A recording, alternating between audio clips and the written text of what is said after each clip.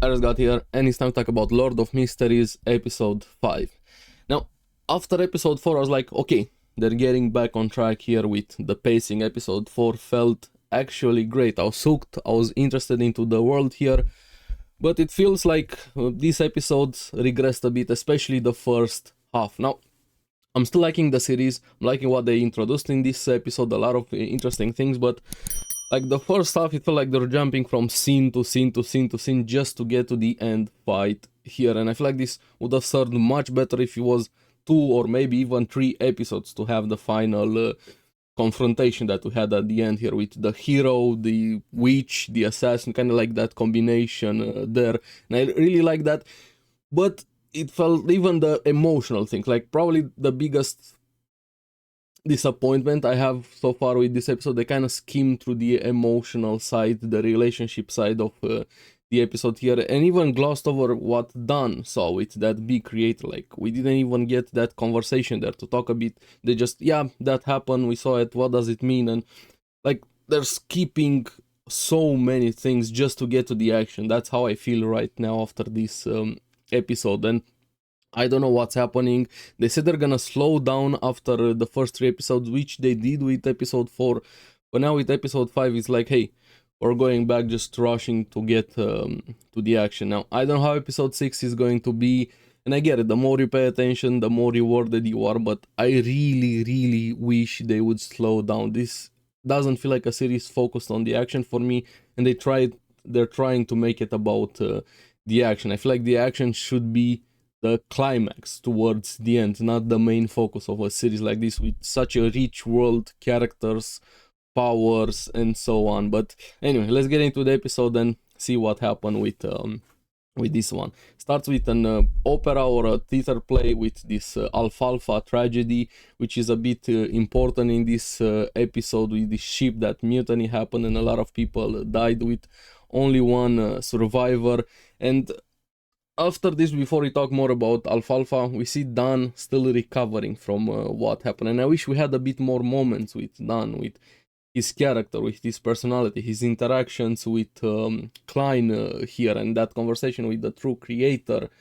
There's some differences with what he saw with and how they believe the true creator actually looked. And like, I would like more delved into that here, and also seeing that Klein is still doing readings for people along the way at the club there.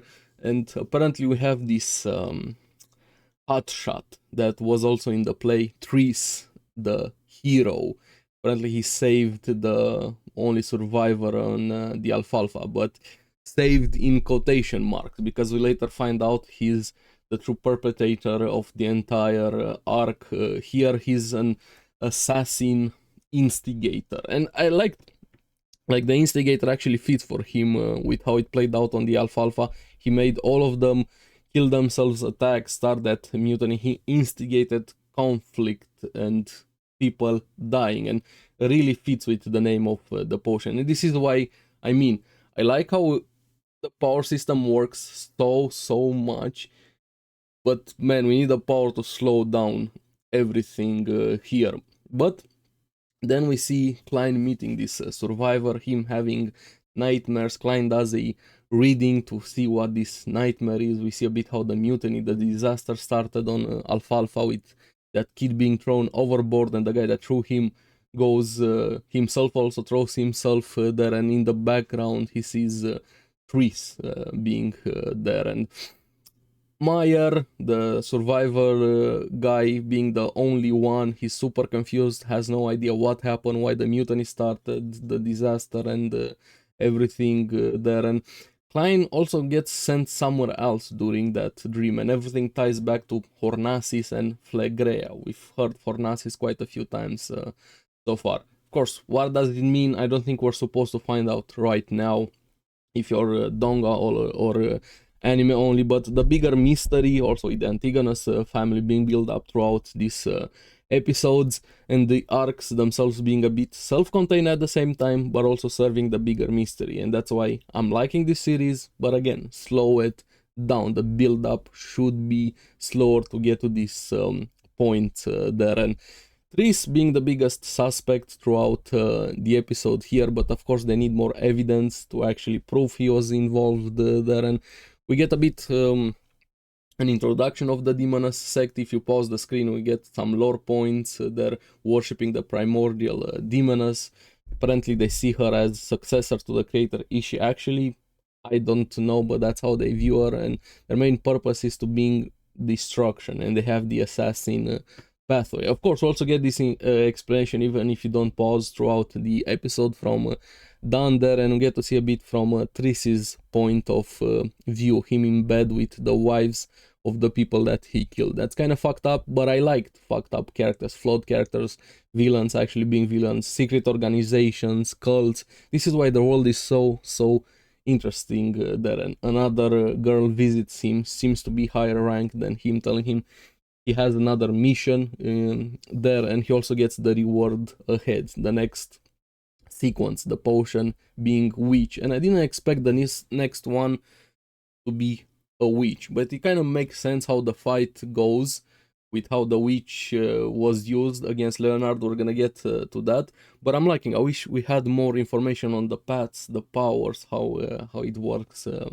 like that there. And yes, him being assassin, sequence 8 instigator before he took the potion 8 there, and having that one more mission. And here is what I'm saying, they're kind of glossing over the emotional, the relationship part of the series with Klein, with Neil, going to get amulets for Melissa and Benson to keep them safe. And when they go into that underground market, Tingen underground market, it really reminded me of Hellboy too, the underground market that was also there. And maybe I should rewatch Hellboy, the movies there with Ron Perlman. I wish we had a third one with him. The new one sucked. But anyway, this is not about Hellboy. It just made me think of that. And there's this crazy guy that has high spiritual awareness.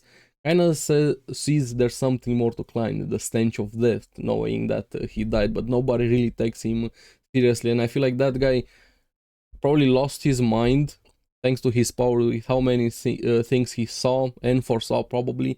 And I feel like he's gonna play a more important role into the future. It's gonna be funny when after a while everybody goes, hey, maybe we should have listened to that crazy guy that we dismissed so many times. And here they don't really have actual original amulets, only like half finished ones, even though they're expensive there. And Neil is like, yeah, buy them and work on them, make them a bit better here. And they also see an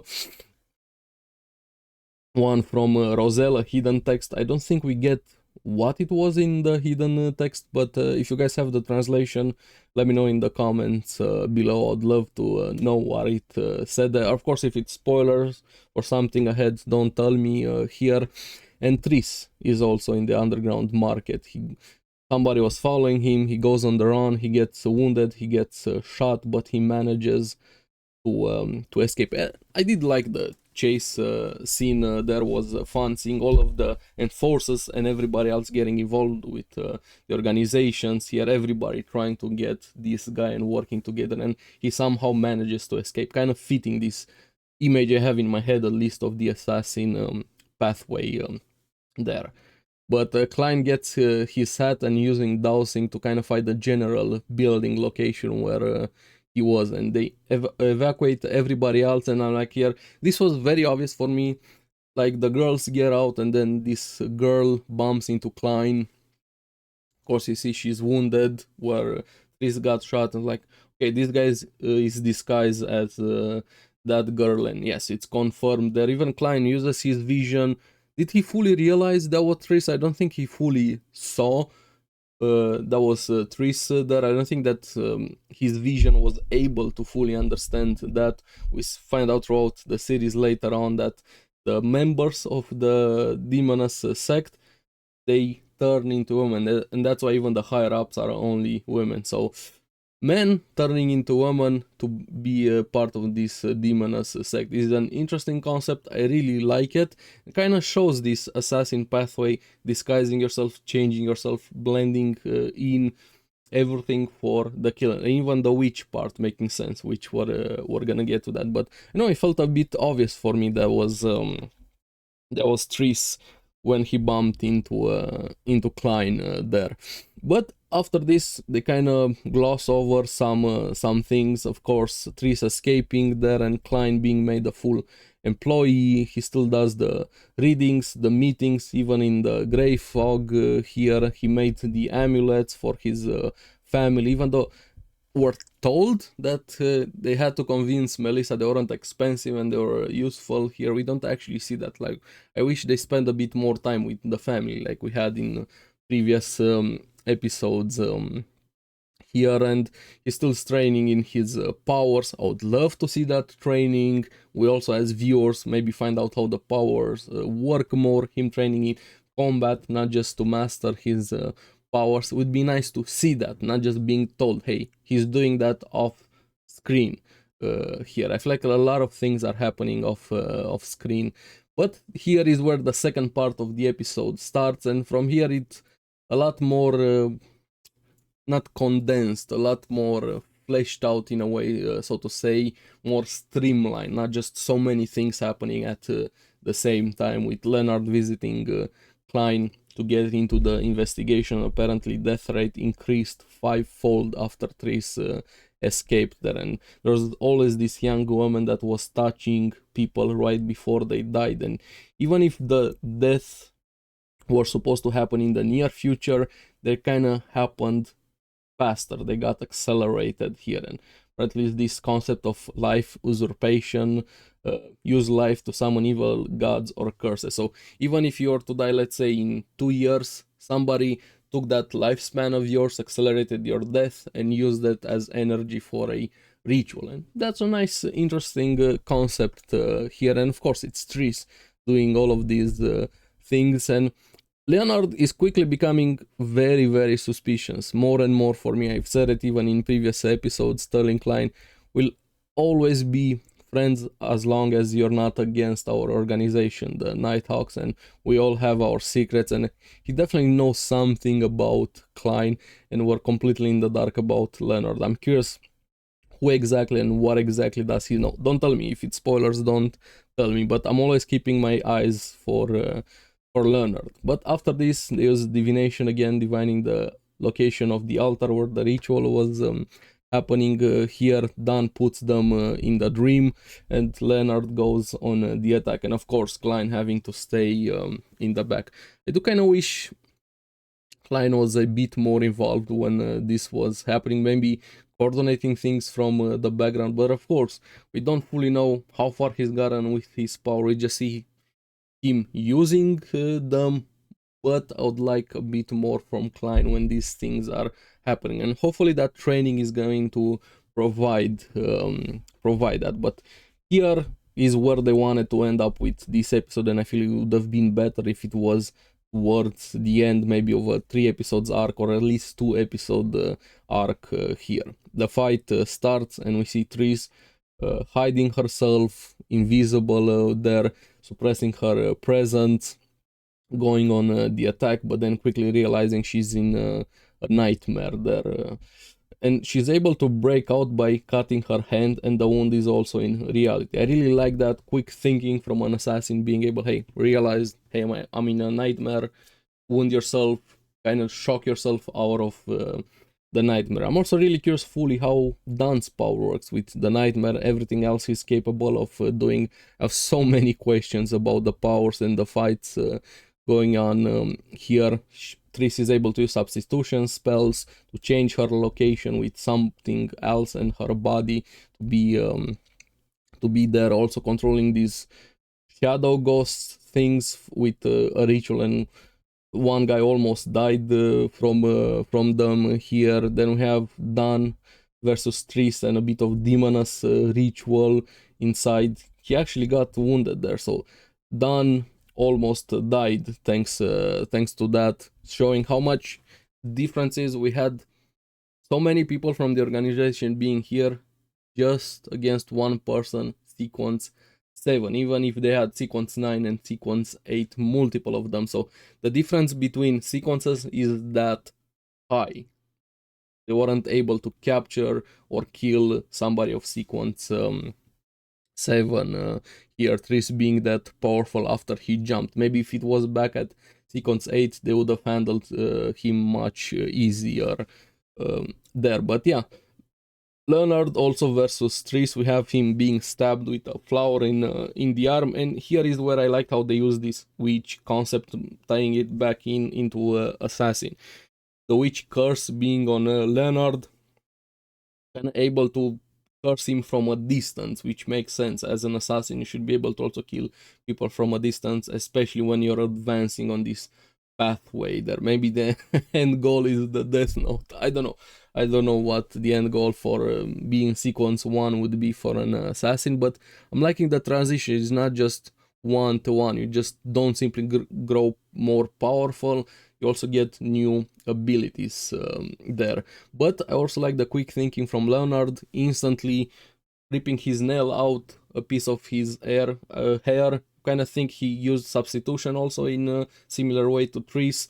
Kind of fooled the curse in a way, even Triss thinking she killed him, when in fact he survived by the skin of his teeth, almost literally there. But yeah, after that, Klein uses his powers to restore the mirror, to see that the last person in the mirror was that girl he bumped into earlier in the episode, and they deduce that was in fact Triss, and the Demoness sect there, their men also transformed into girls here. And I don't know if it's literal, but to learn this technique, one must castrate himself. And like, do they actually cut off their balls, or just a metaphor for turning yourself into a woman? So, okay, that's a big sacrifice if you're gonna have to go through with that, but it's interesting. I'm curious how the transition actually happens here.